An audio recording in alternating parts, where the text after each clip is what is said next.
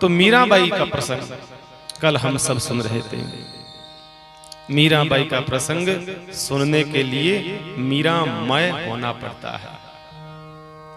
मैंने कल भी आपसे निवेदन किया कि किसी का भी प्रसंग सुने, किसी भी भक्त का प्रसंग सुने, उस भक्त की जगह हम अपने आप को रख करके सुनेंगे तो उस भक्त का प्रसंग जरा जल्दी समझ में आएगा,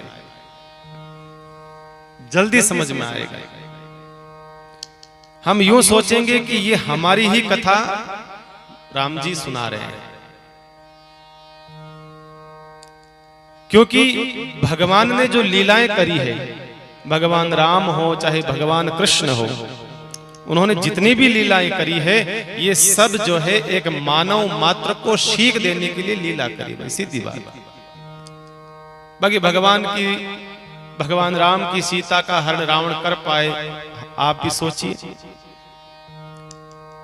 भगवान कृष्ण के जीवन में संकट आए, समस्या आए, क्या आ सकती है, आप भी सोचिए। जो संकल्प मात्र से संसार को बदलने की ताकत रखता है, उस परमात्मा के जीवन में कोई संकट आ सकता है, जरा इतना हम भी सोचें। कोई संकट नहीं, लेकिन इंसान टूटे नहीं, इंसान जिंदगी में जीना सीखे। इसलिए ये सब कथाएं भगवान ने हमारे लिए बनाई है, बस यूं समझिएगा। भक्तों का चरित्र जो भी आता है, उनके जीवन में जो समस्याएं आई है, संकट आए हैं, जो भी आए हैं, वो सब जो है भगवान उन भक्तों के माध्यम से हम सब जीवों को और मजबूत बनाने के लिए ये प्रसंग आते हैं। और दूसरी बात यह है, कोई मानो कोई कहता है महाराज भगवान अपने भक्तों को इतना दुख क्यों देता है? बराबर, भगवान अपने भक्तों को इतना दुख क्यों देता है? तो देखो भाई, जो पढ़ाई करता है उसी ही की परीक्षा होती है। भाई जो पढ़ाई करता है उसी ही की परीक्षा होगी, सबकी परीक्षा थोड़ी हो सकती है। जो अध्ययन करेगा उसकी परीक्षा होगी, जो पढ़ाई ही नहीं करेगा उसकी परीक्षा किस बात की? और एक बात बताइए, जिसके जीवन में परीक्षा होती है वो व्यक्ति आगे बढ़ता है या पीछे? भाई स्वाभाविक बात है, अगर जीवन में परीक्षा नहीं आएगी किसी बालक के, यहाँ सेवानिवृत्त अध्यापक बैठे हैं, इनको पूछ लो, बोले जिसके बच्चे के जीवन में परीक्षाएं आएगी वही बच्चा आगे बढ़ेगा। सीधी बात है, आप जानते हो इस चीज को। इसी ही प्रकार से जिसके जीवन में संकट की परीक्षाएं आई है, समस्याओं की परीक्षाएं आई है, वो सदैव आगे बढ़े हैं। भगवान परीक्षा लेता है। दूसरी बात यह है कि भगवान परीक्षा लेने के साथ साथ में उसको साहस भी भगवान ही देता है। ये बड़ी बात देखिएगा, दुख सहन करने की क्षमता भगवान उन्हीं को ही देता है जो परीक्षा में बैठता है। परमात्मा उन्हीं को ही सहन करने की क्षमता देता है। आज मीरा सहन नहीं करती तो मीरा का इतिहास में नाम नहीं होता। मीरा ने वो परीक्षाएं पास करी, उत्तीर्ण करी, परीक्षाओं को आगे बढ़ी और आज इतिहास में उसका नाम है। बाकी मीरा को इतिहास से कोई संबंध नहीं था। मीरा तो उस स्थिति में पहुंच चुकी, उसको क्या करना इतिहास का। लेकिन जिसके जीवन में संकट आया है वही भगवान तक की यात्रा कर पाया। इसलिए भगवान परीक्षा उसी की लेता है जो भगवान को अति प्रिय है, अति प्रिय। तो मीरा की कथा सुनने के लिए मीरामय होना पड़ता है। अपने आप को उस जगह रख करके हम लोग कथा सुन सकते हैं कि ये कथा हमारी अपनी है महाराज। और मुझे लगता है कि राधा का प्रसंग भी आता है, कथाओं में सुनते हैं हम कई जगह, और मीरा का प्रसंग भी आता है। तो मीरा की राधा की तुलना करी गई कि ये कलयुग की राधा है मानो। लेकिन मेरा ऐसा मानना है कि मीरा में और राधा में बड़ा फर्क रहा है जीवन में, बड़ा मीरा में और बड़ा राधा में फर्क रहा है, क्योंकि राधा ने कृष्ण को पाकर खोया है, राधा ने कृष्ण को पाकर खोया है, और मीरा ने कृष्ण को पाया नहीं, जिंदगी में खोया ही खोया। पाया कब? अंतिम में, जब द्वारिका जब पहुंच चुकी थी, तब मीरा ने कृष्ण को पाया, और पाया सो ऐसा पाया कि फिर वापस जन्म नहीं आया। तो बड़ा फर्क है, बड़ा अंतर है। जितनी मीरा रोई है उतना तो कहते हैं कोई भक्त नहीं रोया। जितनी मीरा रोई है साहब, कहते हैं मीरा इतनी रोती थी, इतनी रोती थी, अंतिम ऐसी स्थिति में आ गई थी, जब अवस्था नजदीक आई, जब मीरा की उम्र नजदीक आई, तो उसकी आंखों की रोशनी चली जाती है। तो भक्त लोग कहते हैं, नाभाजी महाराज कहते हैं कि मीरा में और राधा में बड़ा फर्क आया है।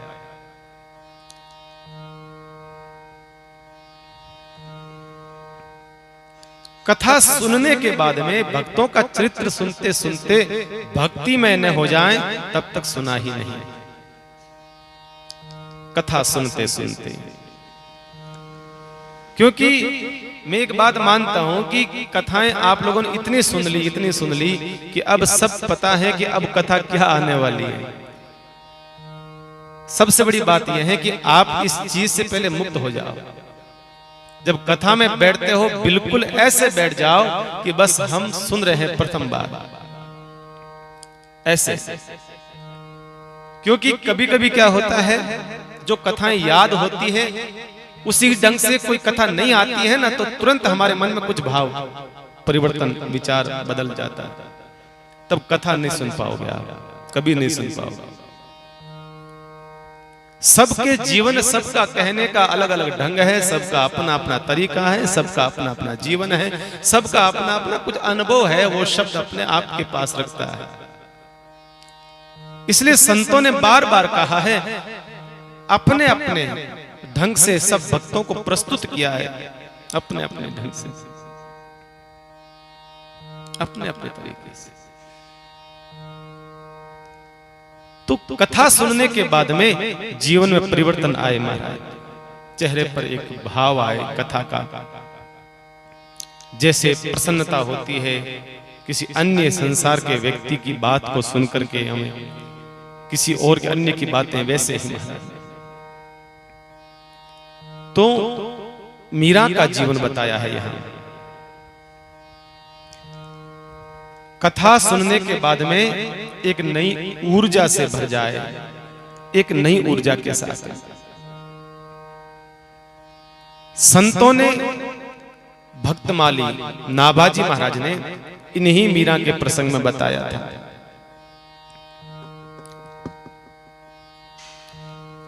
कि भाई मीरा ने जो है जीवन में कई बार कृष्ण का दर्शन तो किया, लेकिन स्थिरता नहीं रही।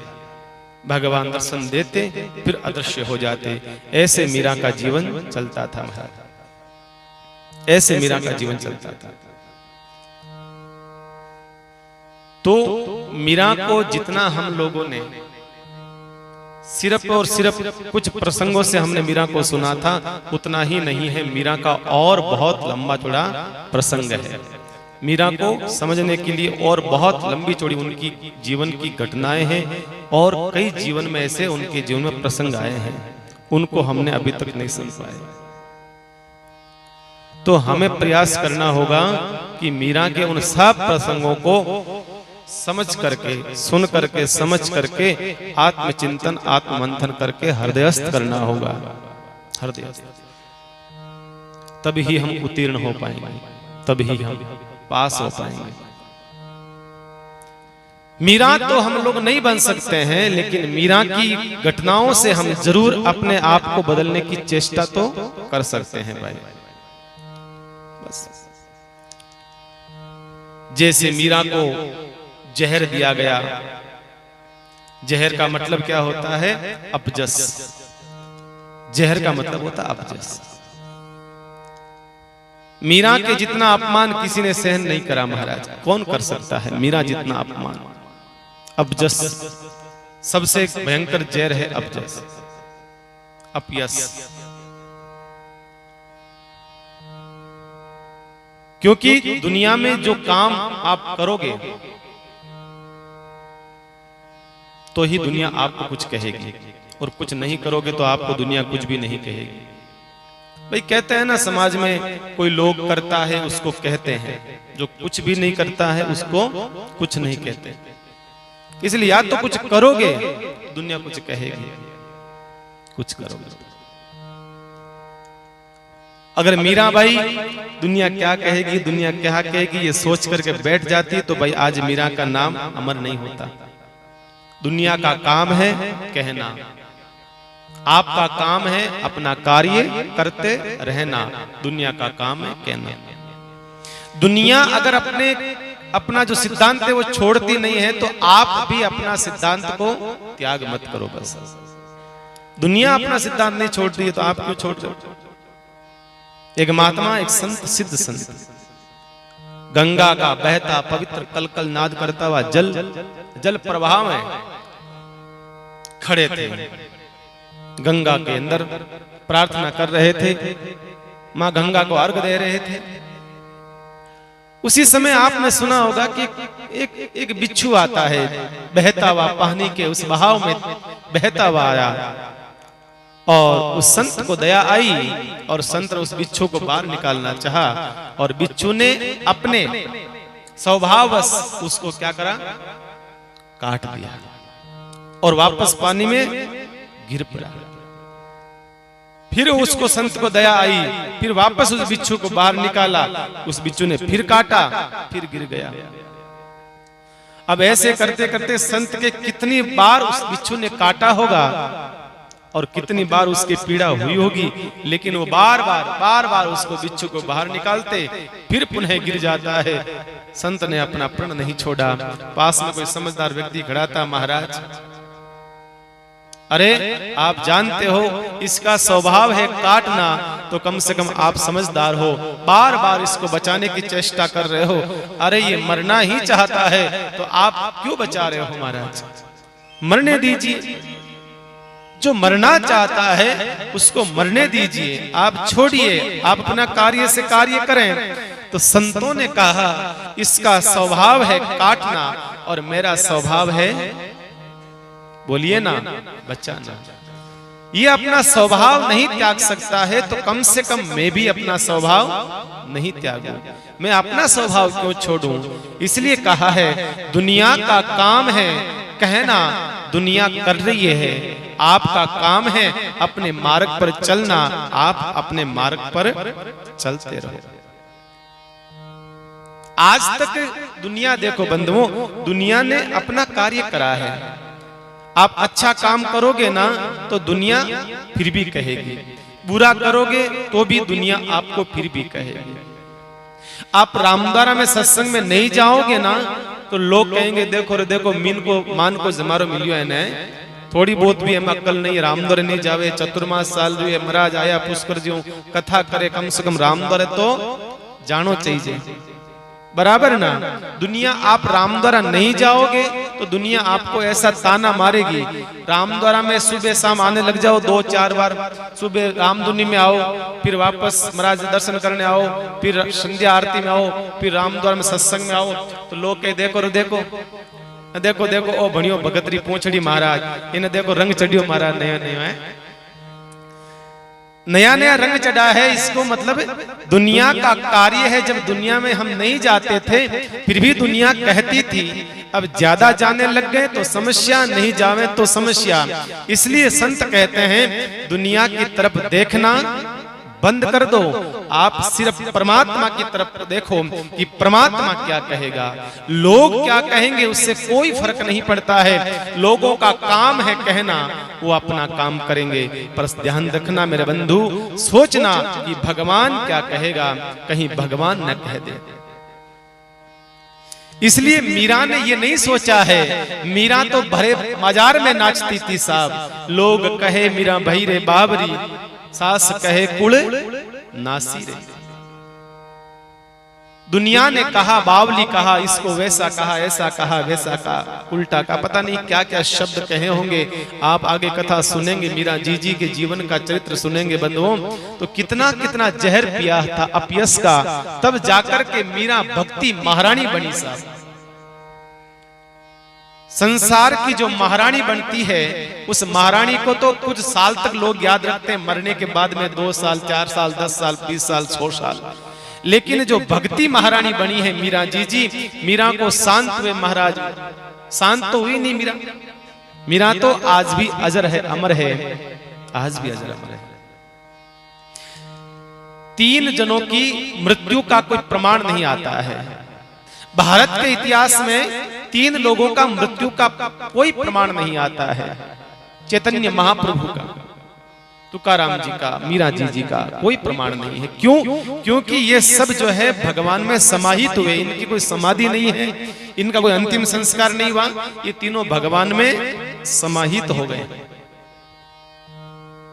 तो कोई व्यक्ति, संसार का कोई व्यक्ति मरता है, उसे कुछ दिनों तक याद रखा जाता है, और जब कोई भगवान का भक्त जाता है तो उसको तो कई कई पीढ़ियों तक, कई कई युगों तक उसको याद रखा जाता है, सदियों तक याद रखा जाता है।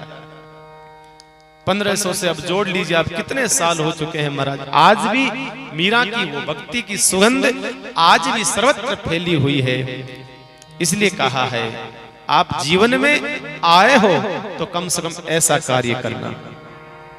बाकी तो कबीर जो कहता है ना, कबीर का जो सूत्र है बंधुओं, सार्थक सूत्र है।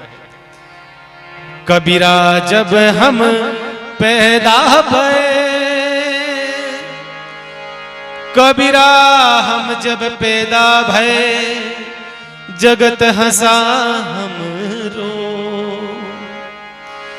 कबीरा हम जब पैदा भये, जगत हंसा हम रो। ऐसी करनी कर चलो, हम हंसे जग रो। ऐसी करनी कर चलो, हम हंसे जग रो। कबीर कहता है, कबीरा जब हम पैदा भये, जगत हंसा हम रोए। जब व्यक्ति जन्म लेता है ना, दुनिया का व्यक्ति, सिद्धांत है, देखना आप, रोता नहीं है तो डॉक्टर को टेंशन हो जाती है महाराज, माँ बाप को टेंशन हो जाती है, नहीं रोता है ना तो जोड़ उसको रुलाना पड़ता है, रुलाना पड़ता है उसको, बच्चे को जीवित रखने के लिए रुलाना पड़ता है उसको। नहीं रोता है ना तो दुनिया उसको रुलाना चाहती है। ऐसा कोई बालक नहीं जिसका जन्म हुआ हो और रोया ना हो। कोई महापुरुष तुलसीदास जैसा हो, या कोई कबीर, रैदास, पीपा, मीरा, स्वामी रामचरण महाप्रभु जैसा कोई महापुरुष हो, उसका मैं कह नहीं सकता हूं। अन्यथा जितने जीव आते हैं इस धरा पर सब रोते हैं। कबीर ने कहा है, कबीरा जब हम पैदा भये, जगत हंसा हम रोई। सब रोए हैं और दुनिया हंसती है। अरे अरे बधाई हो साहब, बधाई हो, दाने टाबर हो। अब टाबर ने पूछे, टाबर तो रो रहा है। खुशी के समय में संसार हंस रहा है, लेकिन वो आने वाली आत्मा रो रहा है, वो जीव रो रहा है, उसकी पीड़ा कोई नहीं समझ रहा है। हम बधाएं बांट रहे हैं, लाडू खिला रहे हैं, थाली बजा रहे हैं, वो क्या क्या मिठाई आदि अपना हर्ष, प्रसन्नता व्यक्त करते हैं। कबीर कहता है, कोई बात नहीं, वो तो तेरा जन्म था, अब ऐसा कुछ काम कर जा, धरती पर अपना नाम कर जा, अपना कुछ ऐसा काम कर जा, ऐसी करनी कर चलो कि हम हंसे जग रो, हम हंसे जग रो। ऐसा कुछ काम करना है। इस संसार से जब विदा हो जाओ तो आपको आपके अच्छे कार्य को याद करके लोग रोए। व्यक्ति की मृत्यु जब होती है ना, तो उसकी मृत्यु कैसी थी, उसका जीवन कैसा था, ये जब सुनना हो तो जो चलते हैं ना लोग पीछे उसकी लाश के पीछे, तो सुन लिया करो। वहीं से उस व्यक्ति की मालूम चल जाता है कि इसका जीवन कैसा था, ये कौन से लोक में गया है, भगवान के लोक में गया है फिर या यहीं भटक रहा है। फिर ये लोग कहते हैं ना भाई, जिसकी आत्मा रहती है, तो फिर वो कहते हैं महाराज इसकी शकल तो एकदम दादाजी मिले, दादाजी नहीं मिले, दादाजी फाचा आएगा, मन रहेगो दादाजी, दादाजी का मन रह गया, वापस दादाजी खुद आ गए, तुम चिंता मत करो। तो जब व्यक्ति जब जाता है, उसके पीछे चलने वाले लोग जो होते हैं ना, वो बातें करते हैं। कोई कहता है भला मानस था भैया, समाज में बहुत अच्छा व्यक्ति था, चला गया चला गया चला गया, बहुत अच्छा व्यक्ति था। समझना उस व्यक्ति की सदगति हो गई, सदगति हो गई। स्वर्ग और नरक संतों ने इसीलिए कहा है कि यही है। स्वर्ग और नरक ऊपर नीचे दाएं बाएं कुछ भी नहीं है। संतों ने कहा है स्वर्ग और नरक यही है। आपके जीवन के जीने से मालूम चलता है आप स्वर्ग में जाओगे या नरक में जाओगे। बाकी तो दुनिया का कितना भी बड़ा पापी क्यों नहीं हो, कितना भी बड़ा पापी क्यों नहीं, मरने के बाद में उसकी तस्वीर के ऊपर तो बोलिए ना स्वर्गीय फलान चंद जी, ढिंकड़ चंद जी, फलान अमुक चंद जी। चाहे कितना भी बड़ा पापी क्यों ना हो नगर का, फिर भी आपको दुनिया के लोग स्वर्गवासी बना देंगे। लेकिन हकीकत में स्वर्ग और नरक जो है यही है। आपने जिंदगी कैसी जी है, आपने अपना जीवन कैसा व्यापन किया है, संत कहते हैं बंधुओं यही आपका लोगों के द्वारा मिल जाएगी जानकारी। एक व्यक्ति चला जाता है तो कहते हैं बढ़िया रहा, समाज में कचरा था चला गया, अच्छा रहा। ऐसे लोगों की तो आवश्यकता ही नहीं है, समाज में से चले गए बढ़िया रहा। तो कबीर कहता है मृत्यु हो, मृत्यु हमारा महोत्सव बन जाए, मृत्यु हमारा महात्म नहीं बने। मृत्यु संतों ने कहा है आपकी चिता जले उससे पहले आपकी चेतना जल जाए, जागृत हो जाए, वो मृत्यु है, वो मृत्यु है। इसलिए आपने एक बात नोट करी होगी साहब, दुनिया का कोई व्यक्ति मरता है उसके पीछे लोग रोते हैं, माथा पटकते हैं, सर पटकते हैं। बाहर दिन तक कोई आता है ना, आने वाला रोता हुआ आता है। आप देखते होंगे आजकल थोड़ा कम हो गया, पहले माताएं बहनें जब बस स्टैंड पे उतरती थी हम देखते थे साहब, बस स्टैंड पे उतरती थी, चप्पलें हाथ में ले लेती थी और वहां से रोती हुई वो घर तक आती थी। अब महाराज घरवालियां जो थी, घर में जो स्त्रियां थी, उनका काम यही था, वो कोने में बैठ जाती थी क्योंकि रोना पड़ता था। एक समाज का ऐसा रूल्स बन गया था, नियम बन गया था, भाई रोना है। लेकिन आपने एक बात नोट करी होगी, दुनिया के व्यक्ति जब मर जाता है तो बाहर दिन तक रोना धोना, दुख परेशानी सब होता रहता है। पर कोई संत चला जाता है तो साहब कोई रोना धोना नहीं है। बाहर 15 दिन तक 17 दिन तक सत्संग के अलावा कोई चर्चा नहीं होती है, कोई चर्चा नहीं। इसलिए दुनिया का व्यक्ति जब मरता है तो महाराज हम लोग उदास होकर के उसको जलाने के लिए ले जाते हैं। पर संत जब चला जाता है उसकी बड़े धूमधाम से बेंकुटी बनाई जाती है, गुलाल अबीर छिटका जाता है, आनंद के साथ में नाचते गाते हुए संत भगत लोग उसके साथ में जाते हैं। बताइए संत का जो है मृत्यु महोत्सव बन जाता है और किसी संसारी की व्यक्ति मृत्यु जो है महात्म बन जाती है। इसलिए संतों ने कहा है कुछ कार्य ऐसा कर जा कि लोग तुझे जाने के बाद में तुझे याद कर करके रोए। अच्छा कर्म करके, अच्छे कर्मों को याद करके आपको लोग रोए।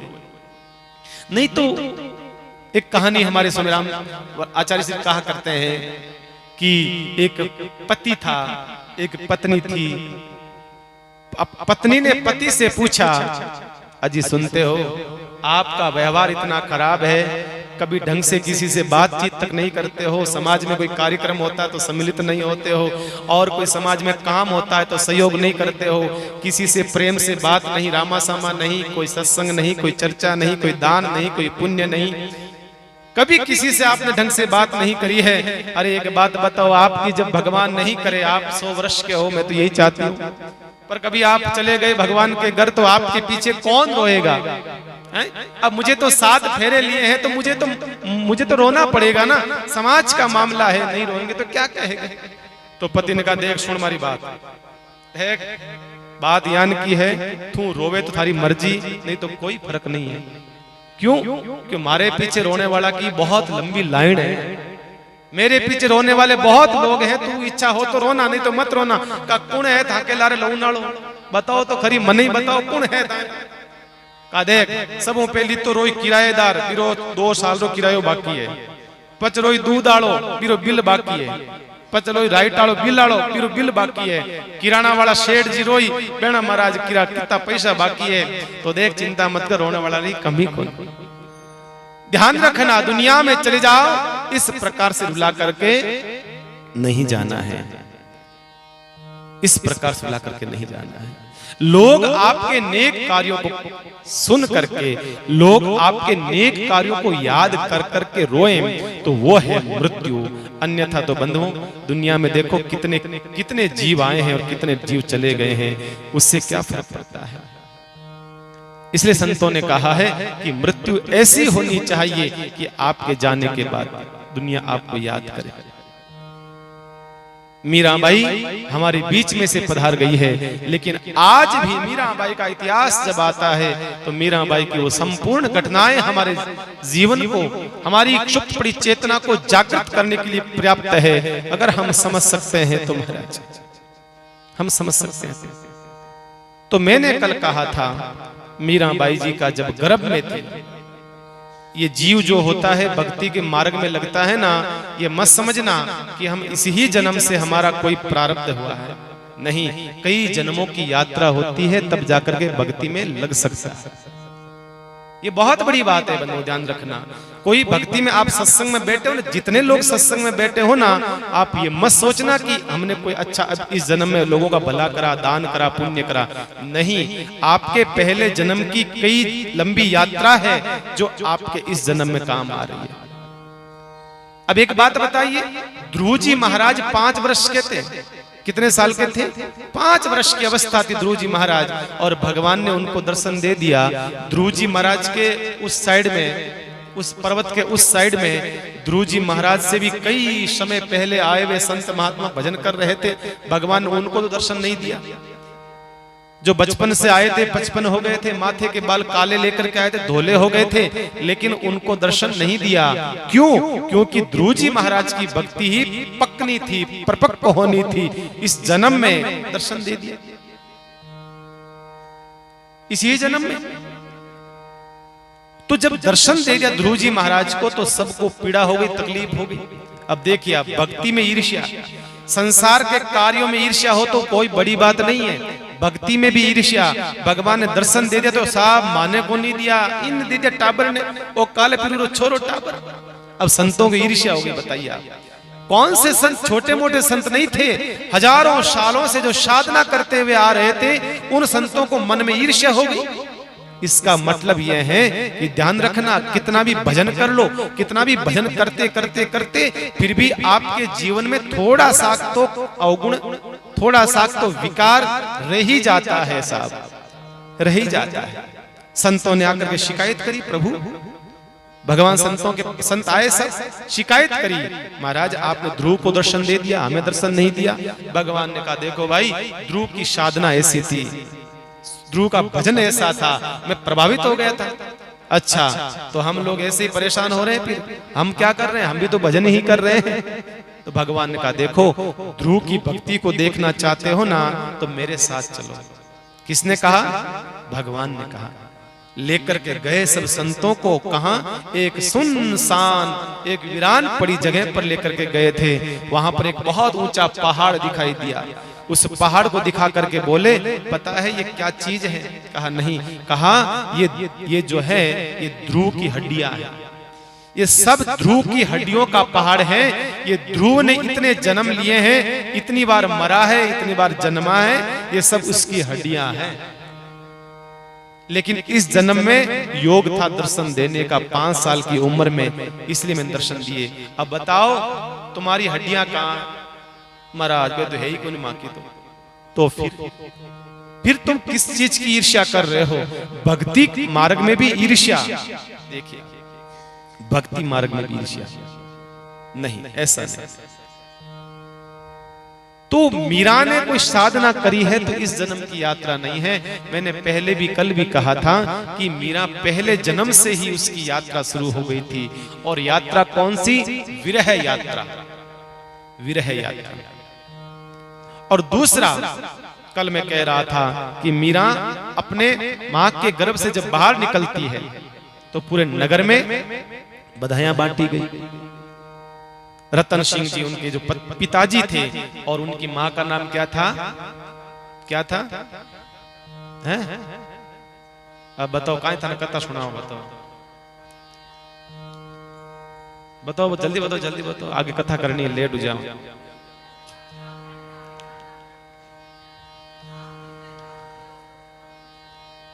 कल मैंने बताया था वो झालावाड़ की थी, इसलिए नाम था जाली बाई। झालावाड़ के होने के कारण से उनका नाम था जाली बाई। राजपूतों की स्त्रियों का पहले नाम इसी ढंग से लिया जाता, जिस नगर की होती थी, जिस स्थान की होती थी, उस घराने का नाम लेकर के उसको बुलाया जाता था। तो झाली बाई कहते हैं कि जब सबके पुत्र थे, सबकी संतान थी, लेकिन रतन सिंह जी कोई संतान नहीं थी, कोई संतान नहीं थी। तो एक बार कोई संत आए, महात्मा जी आए। तो महात्मा जी आए, पुष्कर से आए थे कोई संत। संतों को जैसे ही आगमन हुआ संतों का, बड़े ज्योतिषाचार्य थे, ज्योतिष के जानकार थे महाराज। तो राव दूधा जी ने उनसे कहा, महाराज हमारे रतन सिंह की कोई बेटी बेटा नहीं है, कोई पुत्र नहीं है, आप कृपा करो, कोई ऐसी कोई कृपा कर दो। तो संतों ने कहा, एक काम करो, रतन सिंह को कहो कि चार भुजानाथ की रोज सेवा करे, रोज मंदिर जाए, पति पत्नी दोनों रोज नित्य सेवा करे और गौ माता की सेवा करे। संतों ने बताया, ये तरीका बताया कि आप जो है पति पत्नी मिलके गौ माता की और चार भुजानाथ की सेवा करो, आपके जरूर भगवान कृपा करेंगे। भगवान की ऐसी कृपा हुई और कहते हैं गर्भ में मां मीरा का आगमन हुआ। संत कहते हैं कि उसी समय जैसे ही मीरा जी पधारी और उसी समय भगवान ने किसी संत को भेज दिया, वही पुष्कर, क्योंकि आप जानते हो मेड़ता से पुष्कर नजदीक है, लगभग कोई 48 या 49 इतना ही पड़ता है, 50 किलोमीटर भी नहीं होगा पूरा। तो पुष्कर में जो भी संत आता स्नान करने के लिए, तो वो मेड़ता जाता ही जाता था। क्यों? क्योंकि सबको पता था कि भाई मेड़ता में कोई बहुत बड़ी कोई संत भक्ता हुई है, मीरा उसका दर्शन करने जाते थे। तो बात ये हुई, तो एक संत आए, मीरा जैसे ही गर्भ में प्रवेश करी उसी समय संत पधार गए। और संत आए तो संतों ने, संत जब आए तो बड़े राव दादा बड़े प्रसन्न हो गए, बहुत प्रसन्न हुए राव दादा जी, आनंदित हो गए कि महाराज संत पधारे हैं। और राव दादा जी के वहां पर अक्सर संत आ जाते थे, अक्सर संत आते थे, संत पधारते रहते थे। और जैसे संत पधारते थे राव दादा जी तो बस तैयार रहते थे संतों का स्वागत करने के लिए, संतों का स्वागत करने के लिए। बैंड बाजा ढोल वगैरह सब वहीं रखते थे, गेट के पास रखते थे, बस एनी टाइम के संत कब आ जाए और कब उनका स्वागत करना पड़े। महाराज देखो भाई, संत वहीं जाता है जहां पर कोई भगत रहता है, कोई भगवान का परम भक्त रहता है, संत वहीं पहुंचता है बिना बुलाए। बुलाना संत हमारा भाग्य है, बिन बुलाए कोई संत ऐसे घर आ जाए तो समझना को अहो भाग्य है, अहो भाग्य, अहो भाग्य। तो राव दूधा जी के वहां पर तो संत बिना बुलाए आते थे। तो राव दूधा जी के हाथ में परमानेंट एक थाली रहती थी महाराज, आरती की, पूजा की, माला की थाली परमानेंट रहती थी। जैसे ही आकर के बैठते महलों में, इतने में चौकीदार आके कहता, महाराज महाराज की जय हो, एक संत पधारे हैं, तुरंत भाग करके जाते। ऐसा नहीं कि किसी और को भेज दिया संतों को लाने के लिए, नहीं, खुद भाग करके जाते थे और संतों का स्वागत करते थे, संतों का स्वागत करते थे। तो ये समझ लीजिएगा कि हमारे घर में कोई संत पधार गया है ना, तो घर का पुण्य जग गया है। इसलिए तो संतों ने महिमा गाई है, मीरा ने खुद ने महिमा गाई। मान हे मारे आया रे आया आया, मारे संत पावना।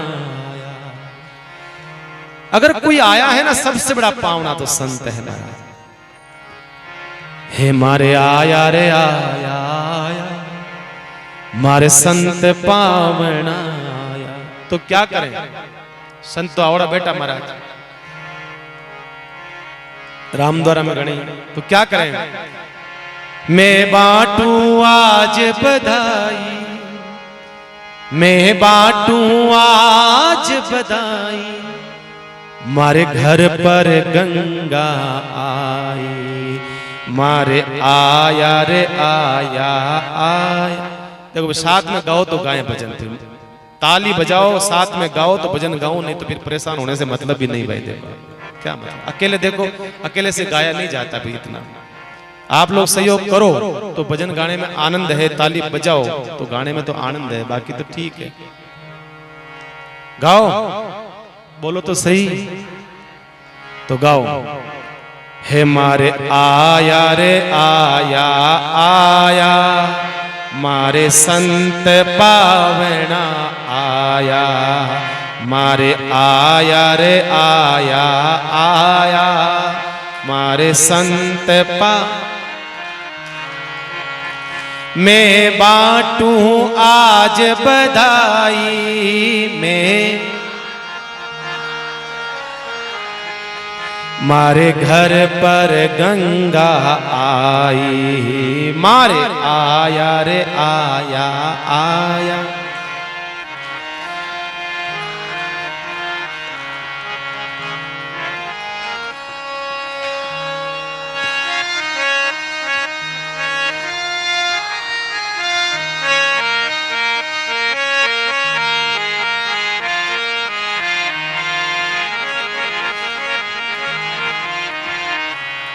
और क्या कहा,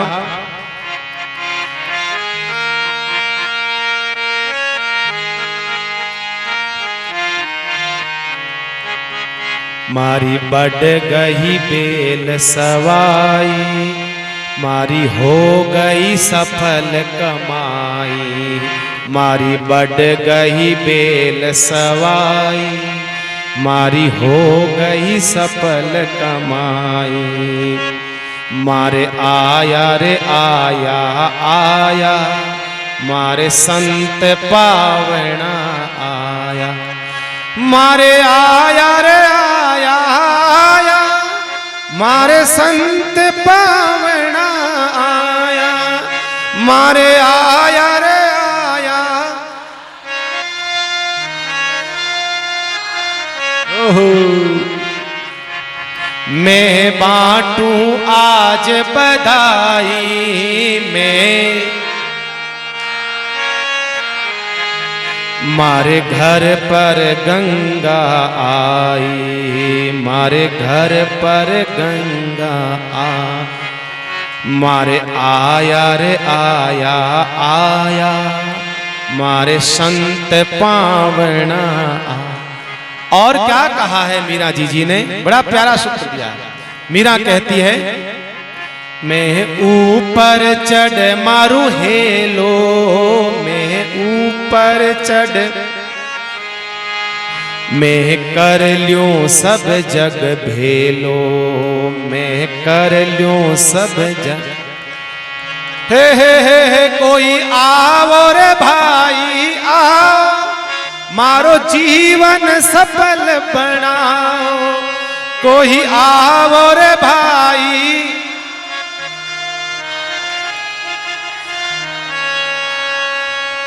मारे आया रे आया आया, मारे संत पावना आया, मारे ओहो।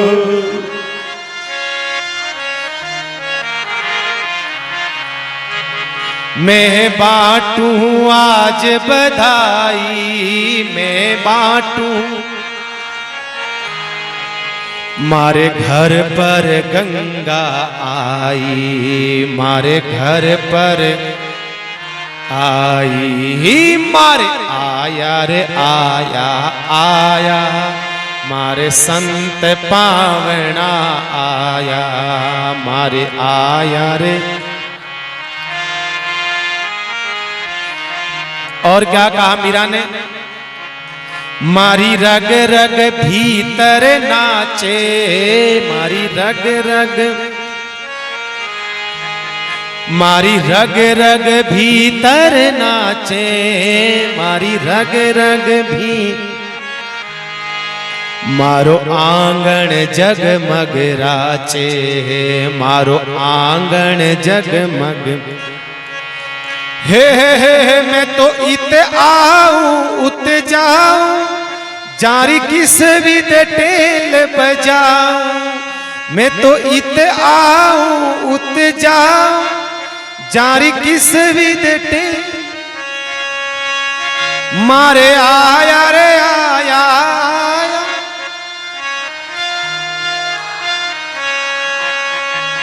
मैं बांटूं आज बधाई।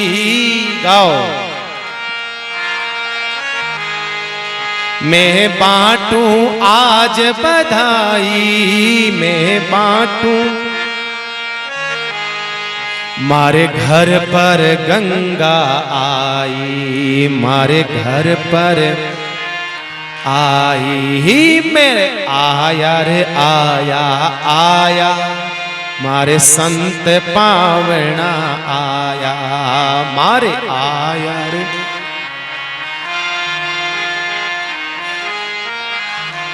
और मीरा ने भाव बताया, ए तो रंग बरसावन आया, ए तो रंग बरसा, ए तो रंग बरसावन आया, ए तो रंग बरसा, संग हरि भगता ने लाया, संग मैं तो अकेला है, संग हरि भगता ने लाया, संग हरि भगत मारी कंचन कर दी काया, सूता ने आन जगाया, मारी कंचन कर दी काया,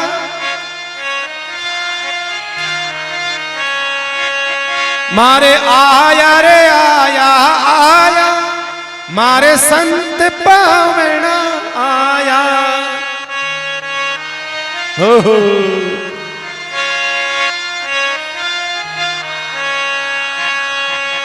मैं बांटूं आज बधाई,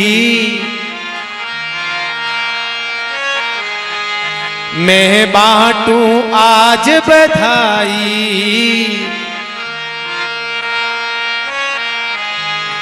मारे घर पर गंगा आई, मारे घर पर गंगा, मारे आया रे आया, आया मारे संत पावना आया, मारे आया रे आया।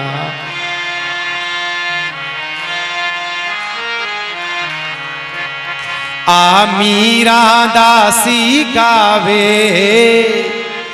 गाओ। आ मीरा दासी गावे, ओ फिर जन्म नहीं आवे, ओ फिर जन्म हे मारे सतगुरु की बलिहारी, मारो तन मनवा परवारी, मारे सतगुरु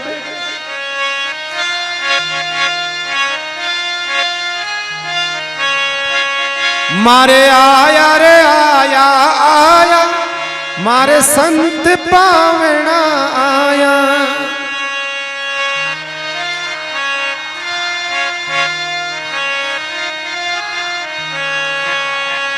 मैं बांटूं आज बधाई, मैं बांटूं आज बधाई, मारे घर पर गंगा आई, मारे घर पर गंगा मारे आया रे आया, आया मारे संत पावना आया। गाओ। मारे आया रे आया, आया मारे संत पावना आया, मारे आया रे आया, आया मारे संत पावना आया, मारे संत पावना आया। हे मारे संत पावना आया रे, मारे संत पावना आया हो। मीरा के भाव है, मीरा कह रही है मेरे लिए तो सोना का सूरज उगा, जबकि सूरज होता नहीं है सोने का। पर मीरा का भाव है कि मारे आज तो मानो सोनारो सूरज उगियो, माने घरूसा आया पाँव, मैं बांटू आज बधाई मारे घर पर गंगा, मारी बढ़ गई बेल सवाई। मतलब बेल सवाई मतलब भावनाओं की बेल, भावनाओं की बेल चढ़ गई और मारी सफल हो गई कमाई। आज तक मैंने जो भी साधन सुमरन भजन कर्म ध्यान दान जो पुण्य जो भी करा, आज उसका मुझे परिणाम मिल गया महाराज। चक्रवर्ती ब्याज सहित मुझे वापस मुझे मिल गया। मीरा जी कहती है, मैं ऊपर चढ़ मारू हेलो, मीरा कहती है ऊपर चढ़ मारूं, क्यों घर घर जाऊंगी तो लेट हो जाऊंगी, विलंब हो जाएगा। संत क्योंकि संत कितनी देर रुकता है कोई भरोसा नहीं है। मैं कहीं घर घर जाकर के लोगों को कहूंगी आओ भाई हमारे गुरुजी आया, हमारे महाराज आया, हमारे गुरुजी आया, तो भाई विलंब हो जाएगा।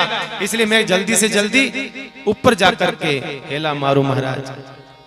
अब आजकल तो ऊपर चढ़ी जगह नहीं, गोडा घना दुखे महाराज लोगों का।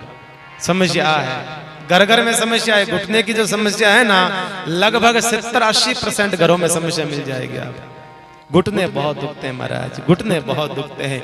एक बात कहूं मैं आपको भाई, बीमारी कभी आती नहीं है, चला करके ध्यान रखना, कोई बीमारी नहीं आती है, क्योंकि प्रकृति ने हमें बनाया है ना, इस ढंग से बनाया है साहब, आपको लड़ने की ताकत प्रदान करी है। इस पंच तत्व जो बने हैं हम लोग, उस ढंग से बनाया है कि हमें लड़ने की ताकत कर दी है। कोई बीमारी आपके पास खुद चल करके नहीं आती है। बीमारी को तो इन्विटेशन बोलिए ना, हम खुद देते हैं।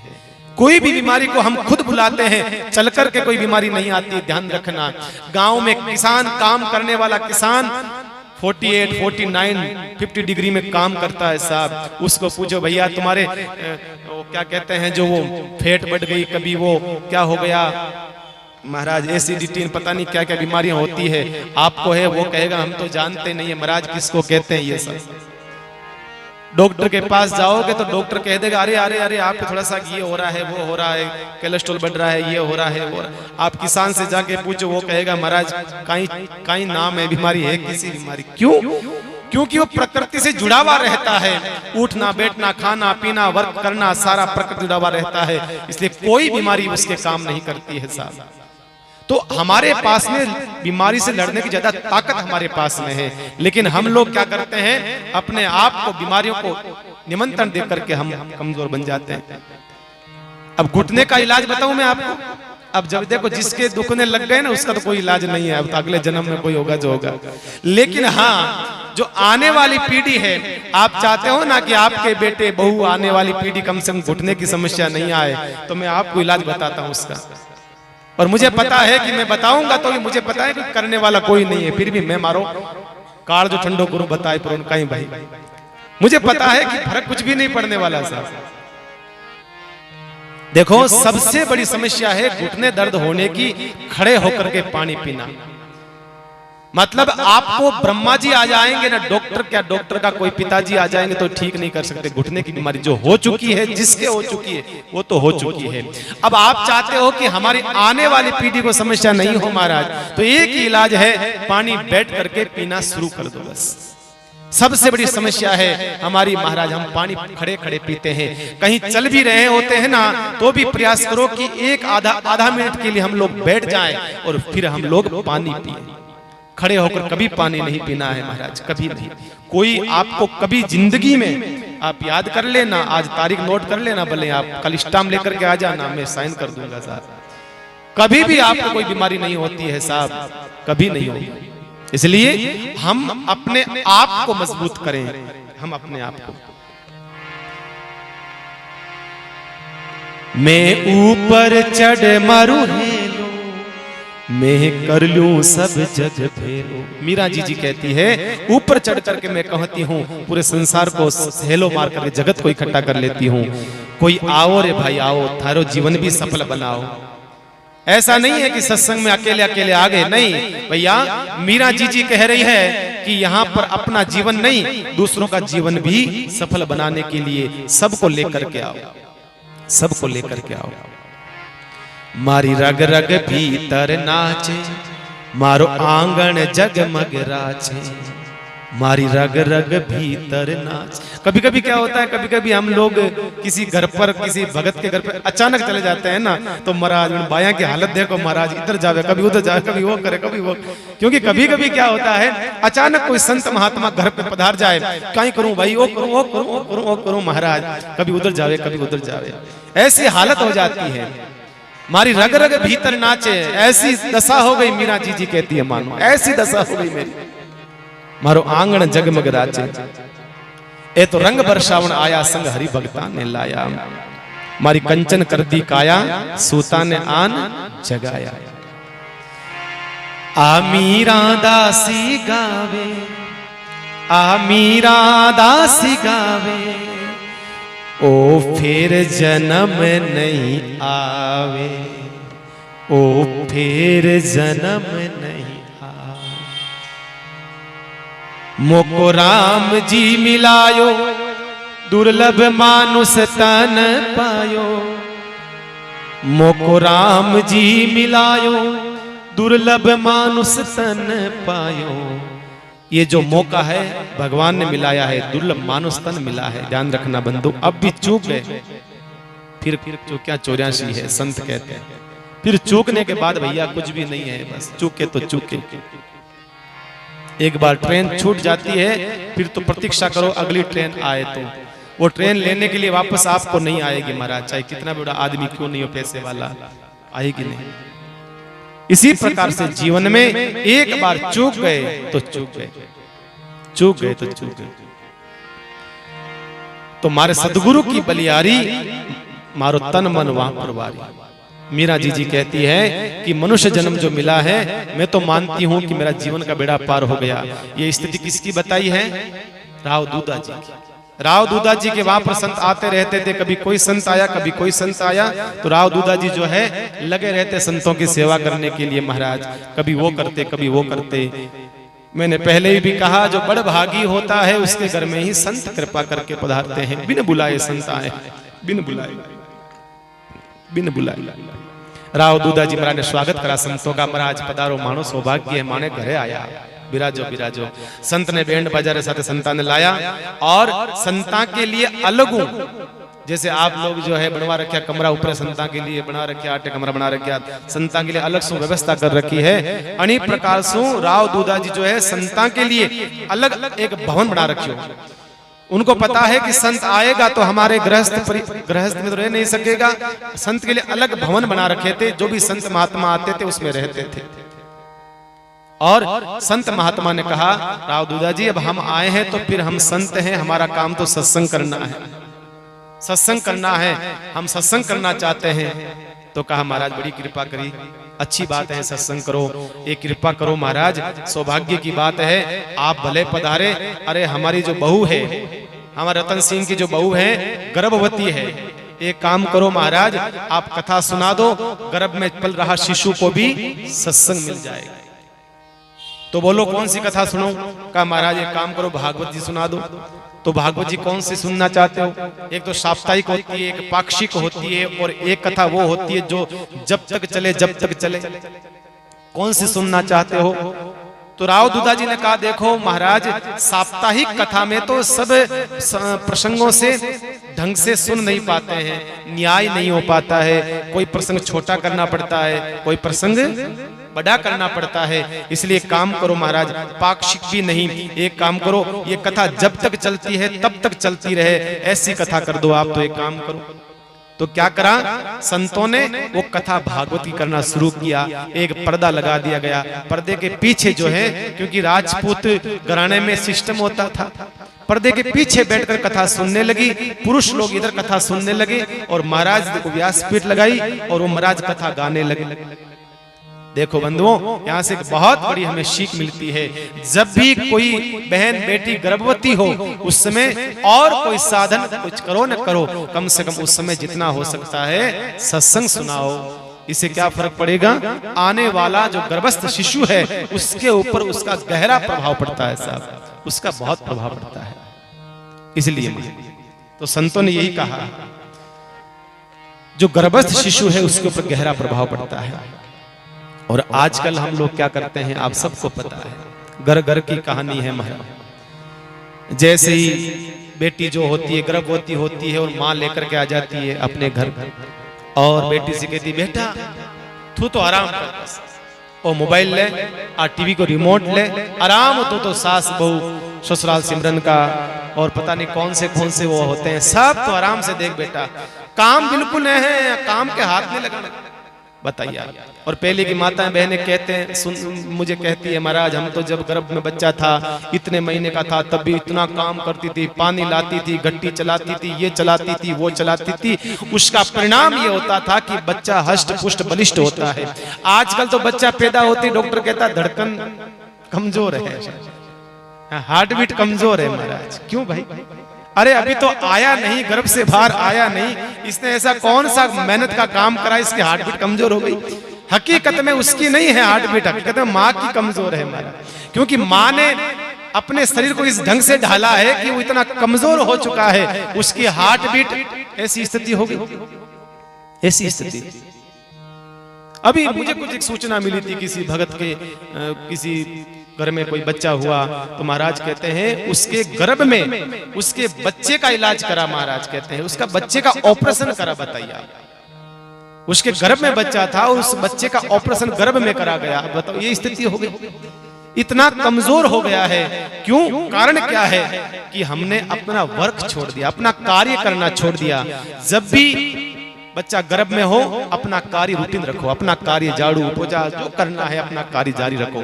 हम लोग सोचते अरे नहीं नहीं नहीं प्रॉब्लम हो जाएगी, ऐसा कुछ नहीं है भैया, पहले भी होते थे बच्चे। तो सत्संग सुनाओ उसको, जितना हो सकता है सत्संग, गर्भ में जितना सत्संग सुनेगा उसका प्रभाव बाहर आकर पड़ेगा। आपने कथा सुनी होगी किसकी? स्वामी रामचंद्र जी महाराज की वाणी में भी शब्द आता है, 12 वर्ष गर्भ जोगेश गुरु किया जिन जनक नरेश। 12 वर्ष कहते हैं 12 साल तक सुखदेव जी महाराज अपने माँ के कोख में रहे, 12 साल तक बाहर नहीं आए। और क्या करते रहे?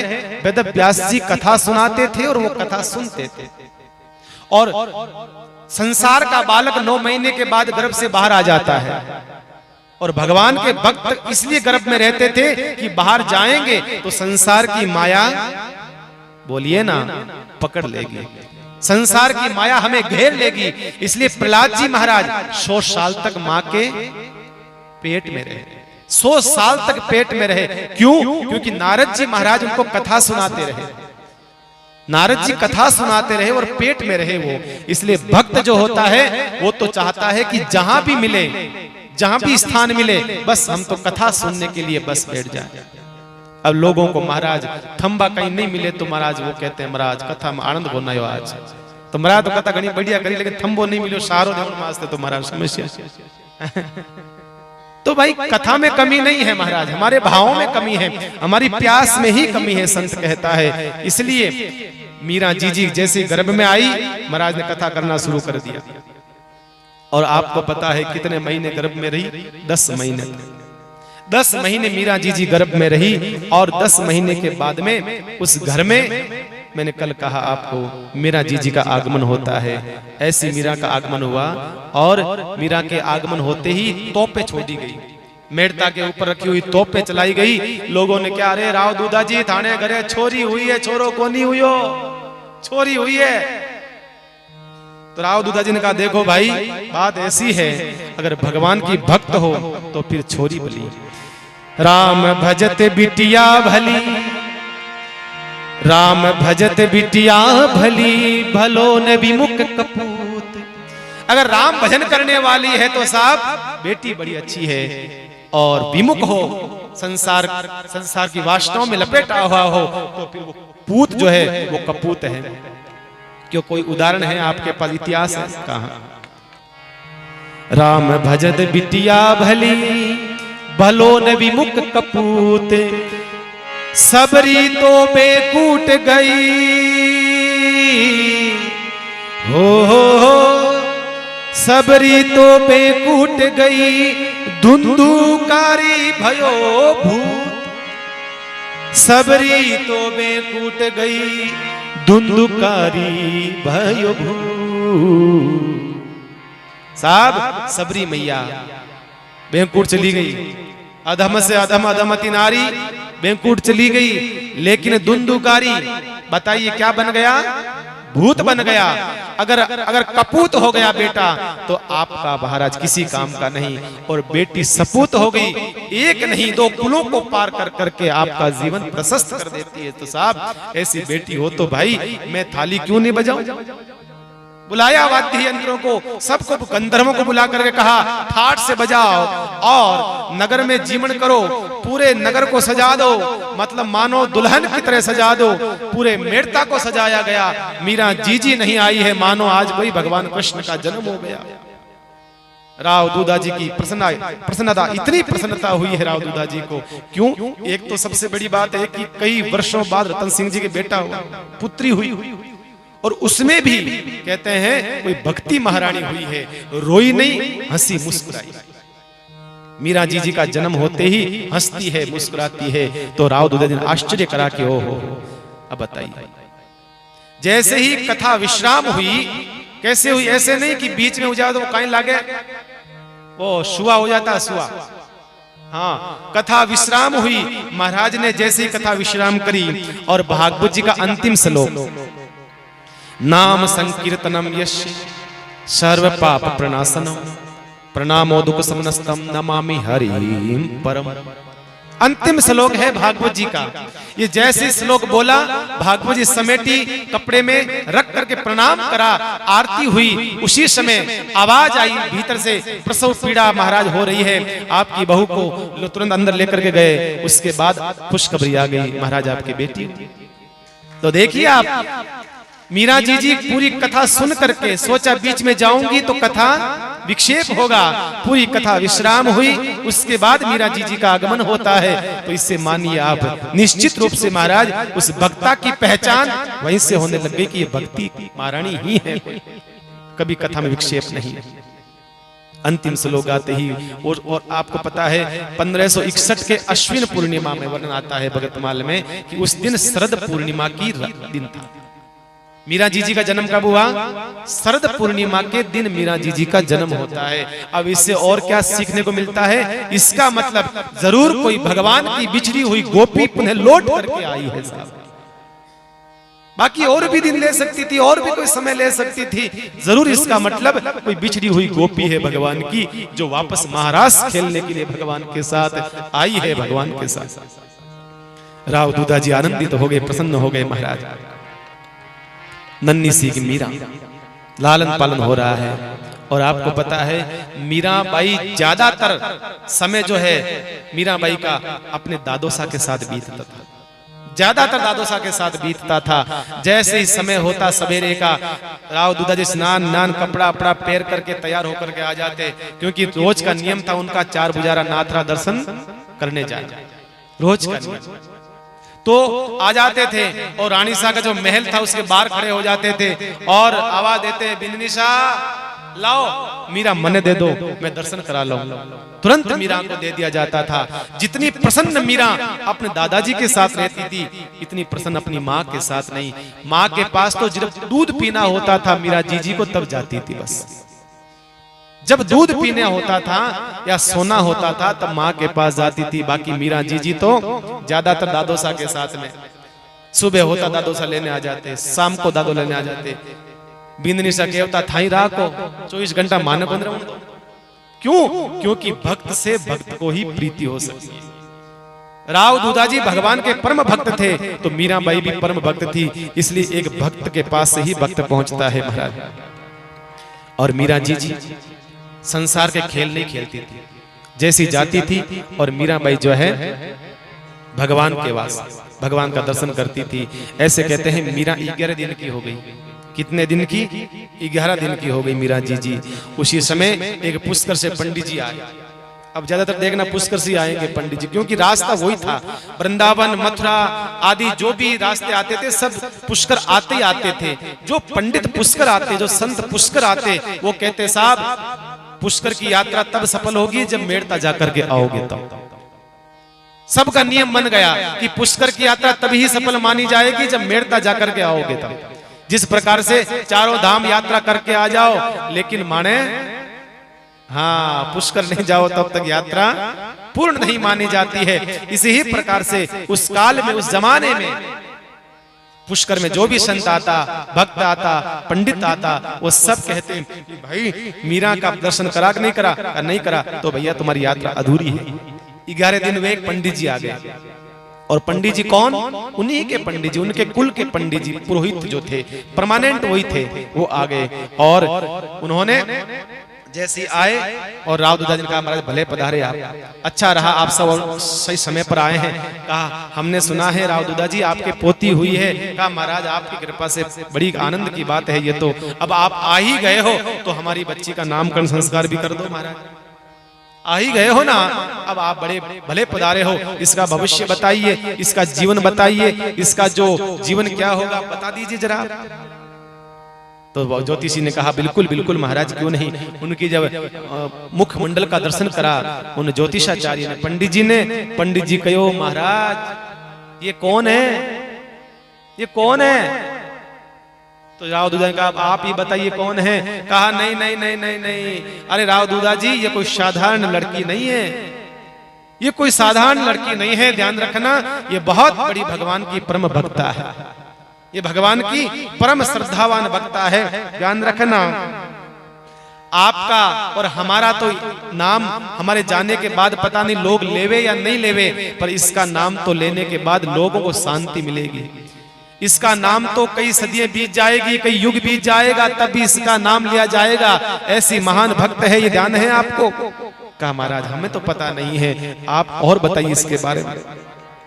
कहा कि मैंने बहुत भाग्य देखा है, फलादेश देखा है, ज्योतिष देखा है, इस प्रकार का कभी आज तक मैंने बालिका नहीं देखी। कहा महाराज और बताइए। कहा इसका विवाह कैसा क्या होगा? कहा विवाह तो होगा लेकिन परम पवित्र रहेगी फिर भी। कहा महाराज कैसी बात करते हो, विवाह भी होगा और पवित्र रहेगी कैसे? कहा कि इसका जो विवाह होगा वो ऐसे व्यक्ति के साथ में होगा जो स्वयं जो है पवित्रता की खान है, मानो वो कहना चाहते हैं भगवान के साथ होगा। बाकी संसार की स्त्री विवाह करे और पवित्र रहे, तो कहा पवित्र रहेगी, और कहा ये साध्वी होगी। कहा महाराज दो बात कैसे कह रहे हो आप, साध्वी होगी और विवाह भी होगा? कहा बिल्कुल होगा। और कहा इसके जीवन में संकट बहुत आएंगे, चाहे ससुराल हो चाहे पीहर हो, लेकिन ज्यादा ससुराल में समस्याएं आएगी इसके जीवन में। अच्छा तो महाराज ऐसा क्यों? कहा कि ये तो इसके लिखा हुआ है, इसके भाग्य में ऐसा लिखा हुआ है, अंकित है इसके भाग्य में, रेखाएं कह रही है। अच्छा महाराज और कुछ इसके बारे में कोई इतिहास, आने वाला इसका भविष्य क्या रहेगा? तो कहा है ज्योतिषियों ने कहा देखो इसकी जो रेखाएं हैं, इस बालिका की जो रेखाएं बता रही है कि इसका नाम जो है ये भगवान की परम प्यारी होगी।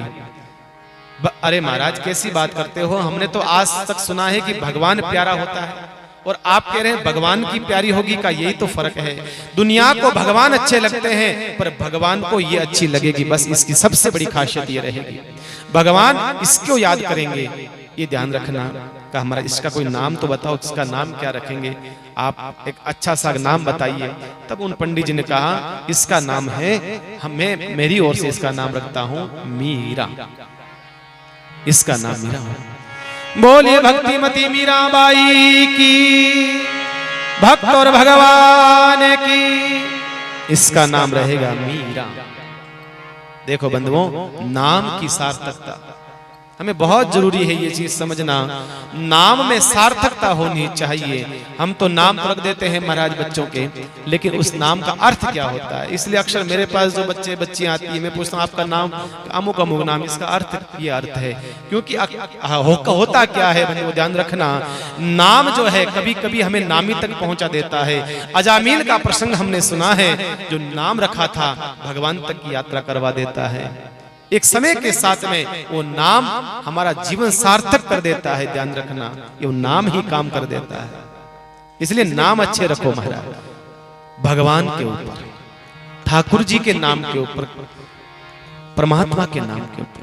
अब ऐसे ऐसे नाम रखते हैं, बबली, डबली, XYZ, पता नहीं नाम आती नहीं उनके। अब मान लो वो बबली जो है बुढ़ी हो जाएगी 80-90 साल की, तो उसको कोई पूछेंगे दादी जी थाको नाम का ही है, तो बाकी हमारा नाम बबली है, तो कितनी शर्म आई भी नहीं बेचारी। सपोज करो आप जब बुढ़ी हो जाएगी 80 साल की, तो उसका नाम ऐसा होगा, तो उसको कितनी शर्म आएगी उसको, है? इसलिए संतों ने कहा है तेरा नाम अच्छा रखो। नाम में कुछ अर्थ, गहरा अर्थ छुपा हुआ होना चाहिए। एक रामचंद्र जी से मैं कहना चाहूंगा, वो मालपुरा में आपने सुना होगा रामचंद्र जी, रामनिवास जी पाटोदी करके थे, आप सुना होगा आपने, रामनिवास जी पाटोदी विजयवर के समाज से थे, रामनिवास जी पाटोदी। अब तो शांत हो गए, बहुत अच्छे भगत थे, मेरे प्रति इनका इतना भाव था महाराज, बहुत श्रद्धा था, बहुत भाव रखते थे। तो वो एक कहानी कहा करते थे महाराज, वो बड़ी अच्छी लगती थी मुझे वो कहानी। वो कहते थे कि एक स्त्री थी, उसके पति का नाम था टंटन गोपाल। यहाँ तो नहीं है किसी का, बुरा मत मानना भाई, यहाँ उसके पति का नाम था टंटन गोपाल। अब समस्या ये थी कि वो जब स्त्री जो थी, वो जब बाजार में जाती थी तो लोग कहते अरे आ टंटन गोपाल लुगी जावे, अरे आ टंटन गोपाल की लुगी जावे। उसको बड़ी शर्म आती थी। उसने अपने घर आकर के अपने पति से कहा, देखो सुनो जी, या तो नाम चेंज करो या कुछ बदलाव करो, इस प्रकार का ये नाम अच्छा लगता नहीं, लोग मुझे चिढ़ाते हैं। तो वो कहो भाई देख भाई, मारो नाम तो वही रही टंटन गोपाल, थने जो अच्छो लागे तो नाम बता दे, तेरे को जो अच्छा नाम लगता है तो रख दे मेरा नाम, और वो विज्ञप्ति निकाल देते हैं अखबार में और वो नाम फेमस हो जाएगा। और क्या कहा, ठीक है आज मैं पता करके आती हूँ टंटन गोपाल का नाम का तोड़, अच्छा नाम पता करके आती हूँ। तो कहा जा। अब वो जो है घर से बाहर निकली, बढ़िया नाम, अच्छा वाला, बढ़िया क्वालिटी वाला नाम, कौन सा नाम। अब वो बाहर निकली जैसे ही और बाहर गई, गली के अंदर गई, गली में एक भिखारी बैठा था, भीख मांग रहा था। उससे पूछा, भैया तुम्हारा क्या नाम है? उसने कहा मेरा नाम शेठ धनाचंद, शेठ धनराज। ओहो, और तू कर क्या रहा है? कहा भीख मांग रहा हूं। तो कहा फिर मतलब नहीं है, नाम तो है शेठ धनराज धनचंद, लेकिन मांग रहा भीख, मतलब नहीं। फिर आगे गई, नगर के बाहर जाने लगी। उसी समय नगर में से कोई मर गया था, उसको लेकर के जा रहे थे जलाने के लिए। तो रोका उसको, उस स्त्री ने कहा ठहरो ठहरो ठहरो, किसको लेकर के जा रहे हो? कहा इसको नहीं जानती, इसका नाम है अमराराम, इसका नाम है अमराराम। और कहा ये मर गया, नाम है अमराराम और मर गया? कहा हाँ। फिर मतलब नहीं, नाम को नहीं काम रहा। फिर आई नगर के बाहर, तालाब के किनारे, तालाब के उस पाड़ में, अंगोर में एक लड़की थी छोटी, वो बीन रही थी छाने, गोबर के जो कंडे होते वो बीन रही थी, डाल रही थी उसमें। क्यों पूछो भाई थारो का ही नाम है? कि मारा नाम लक्ष्मी। ए भाई थारो नाम लक्ष्मी और तू छाना पीने, नाम लक्ष्मी कहा? बात तो आपने फांसी आएगी। घरे आन गराड़ो पूछो काई यो के की कोन यो के बता तो सही जन बाके यो। अमरा ने तो मरता देखा, वो कहने लगी अमरा ने तो मरता देखा, धन्ना मांगे भीख। अमरा ने तो मरता देखा और धन्नो बेटो बारे भीख मांगे तो पचे। लक्ष्मी छाना पीणती मरो टंटन गोपाली ठीक। वह कहने लगी कि अरे आपका नाम एकदम सही है, एकदम ओके नाम आप। तो कहने का मतलब होता है महाराज, कभी ऐसी स्थिति हो जाती है, नाम ऐसा रखो कि लोग हंसे नहीं नाम के आपके बाद में। अच्छा नाम। रामचंद्र जी के पोतों का नाम बड़ा प्यारा है, पर सब बच्चों का राम। एक बच्चे का नाम राम है, राम बताइए। नाम है ऐसा कि मतलब हृदय में ठंडक मिलती है, बोलती राम, एकदम शांत हो जाता है। राम, राघव, केशव, माधव, ऐसा लगता है कि सारे अवतार भगवान के इसी ही घर में हो गए महाराज, सारे अवतार हो गए भगवान के। तो नाम की एक ऐसी सार्थकता संतों ने बताई है प्यारे, नाम एक ऐसा होना चाहिए कि वो नाम आपका तारणहार बन जाए। नाम आपका तारणहार, भगवान का नाम ऐसा होना। भगवान नारायण, देखो उस बच्चे का नाम रखा नारायण, तो वही नारायण आ गए, नारायण के पार्षद आ गए, नारायण के पार्षद आ गए। तो तो कहने का मतलब श्रीमन नारायण नारायण हरि हरि, श्रीमन नारायण नारायण।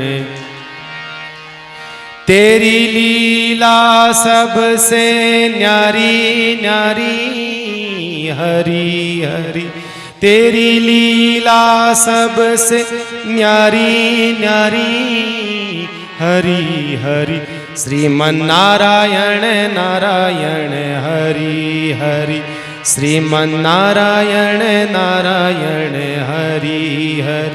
तेरी लीला सबसे न्यारी न्यारी हरि हरि, तेरी लीला सबसे न्यारी न्यारी हरि हरि, श्रीमन नारायण नारायण हरि हरि, भजमन नारायण नारायण हरि।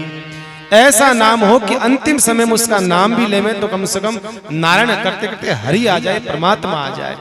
संत ने कहा देखो इसका नाम रखता हूं मैं मीरा। मीरा महाराज बहुत अच्छा, ऐसा सार्थक नाम। नन्ही सी की मीरा बाबोसा के साथ में रोज मंदिर जाती थी, रोज मंदिर जाती थी। एक दिन मीरा जीजी उनके साथ मंदिर में गई। उसी समय बाबोसा ने तो खेलने के लिए छोड़ दिया आंगन में। कभी मेड़ता गए आप लोग? मेड़ता कौन कौन गए दर्शन करने के लिए? मेड़ता एक दो बस। मेड़ता में बहुत बड़ा आंगन है, बहुत बड़ा। उस आंगन के वहां पर छोड़ दिया और बाबोसा किसी से बात करने लग गए। कोई लोग आए हुए थे उनसे बात करने लग गए, क्योंकि वहां के राजा थे। कोई कोई शिकायत लेकर के, समस्या लेकर के आता रहता था। तो बाबोसा ने मीरा को छोड़ दिया आंगन में और वो लग गए किसी से बातें करने के लिए। उसी समय उनको पता रहा नहीं, पंडित जी भी कहीं गए हुए थे, मंदिर में पुजारी जी भी नहीं थे। और मीरा जीजी जो है गुटवन गुटवन गुटवन जो है ठाकुर जी के जो श्री विग्रह है, जो भीतर प्रवेश कर जाती है गर्भगृह में, और जाकर के वो ठाकुर जी के चरण जो है वो चरणों के ऊपर जो है हाथ फेरने लग जाती है। भगत माल में प्रसंग आता है कि मीरा वहां पर चरणों पर हाथ फेर रही है, चार भुजानाथ के उन चरणों के ऊपर। जब कुछ समय के बाद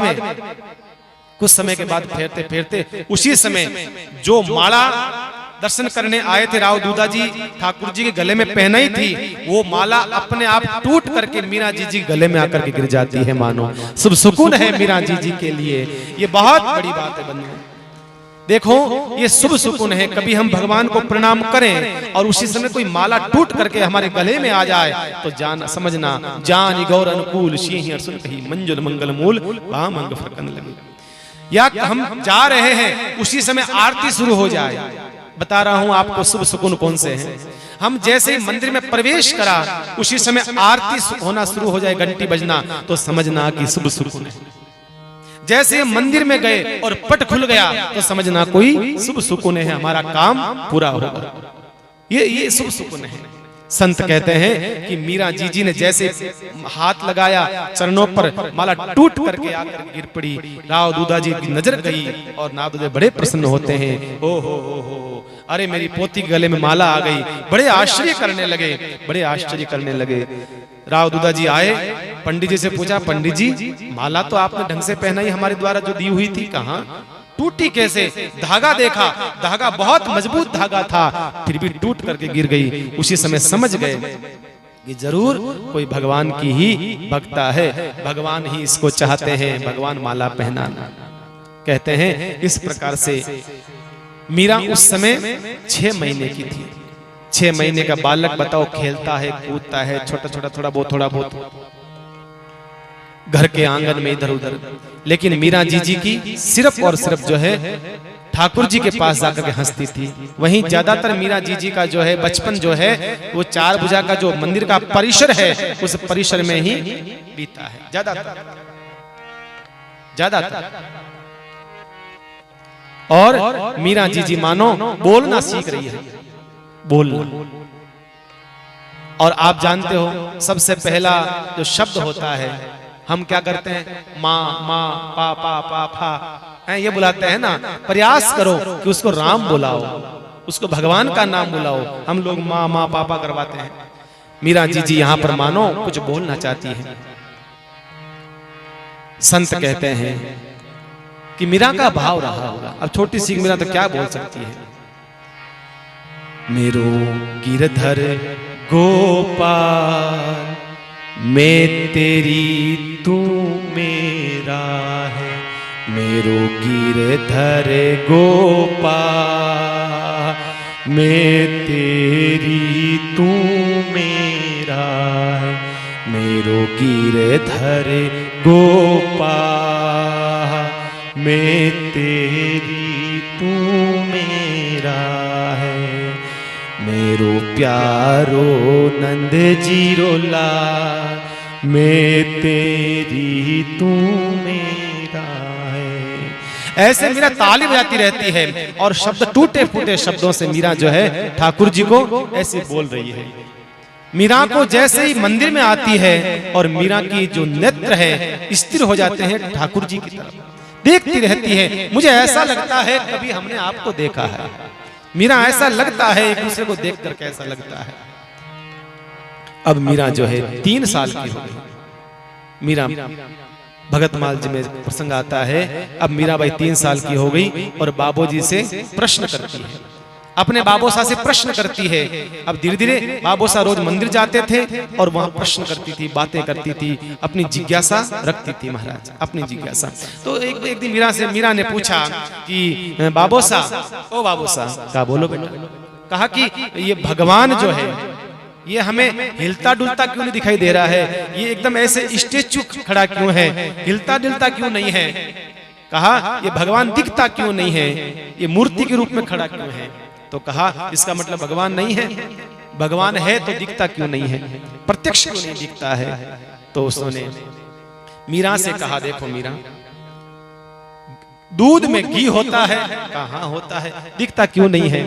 कहा महाराज उसको मंथन करना पड़ता है। इसी प्रकार से बेटा मीरा, भगवान तो है पर भगवान को प्राप्त करने के लिए मंथन करना पड़ता है। पत्थर में आग तो होती है लेकिन हमें दिखती नहीं है। जब पत्थर से पत्थर घर्षण होता है तो उसमें से आग निकलती है। इसी ही प्रकार से जिस दिन एक भक्त का हृदय घर्षण करता है तो उसमें से भगवान का प्राकट्य होता है। हम चाहते हैं कि आराम से एसी में बैठे हैं, रसगुल्ले खा रहे हैं और भगवान का दर्शन हो जाए, संभव नहीं है बंधु। उसके लिए हमें हमारे अपने आप को भीतर से तपाना पड़ेगा, हमें मेहनत करनी पड़ेगी ठाकुर जी को प्राप्त करने के लिए, अपनी आत्मा से भगवान को पुकारने के लिए, तब भगवान प्राप्त होता है। ऐसे नहीं होता है। ऐसे प्रश्न करती है मीरा जी बाबोसा से। अब बताइए एक 3 साल का बच्चा कोई प्रश्न कर सकता है? नहीं कर सकता है। लेकिन मीरा जी के भाव है और हर एक प्रश्न का जवाब बराबर बाबोसा देते रहे हैं। बाबोसा हर एक प्रश्न का जवाब देते हैं। मीरा जी प्रसन्न हो जाती है, वाह बाबोसा, मैं धन्य हो गई आप जैसे दादा सा पा करके। बाबोसा ने कहा हकीकत तो मीरा यह है कि मैं धन्य हो गया तुझे पा करके। हकीकत तो ये बुढ़ापा सुधर गया, ये जीवन मेरा सुधर गया, तेरे जैसी पोती पा करके मैं धन्य हो गया। बुढ़ापे में जाकर के मुझे मानो भगवान का परम भक्त मिला है। इस प्रकार से मीरा जी के भाव और बाबोसा का बड़ा सुंदर संवाद और हम सुनेंगे। बाबोसा के साथ में मीराबाई द्वारिका की यात्रा करती है, डाकोर जी की यात्रा करती है। बस मीराबाई की वो यात्रा रही। ये कथा का प्रसंग बड़ा सुंदर जो है भगवान की कृपा से हम कल की कथा में करेंगे। आप ज्यादा से ज्यादा लोग जो है इस मीरा जी के प्रसंग को आप लोग समझने का प्रयास करिएगा और सभी माताओं से मेरे भाई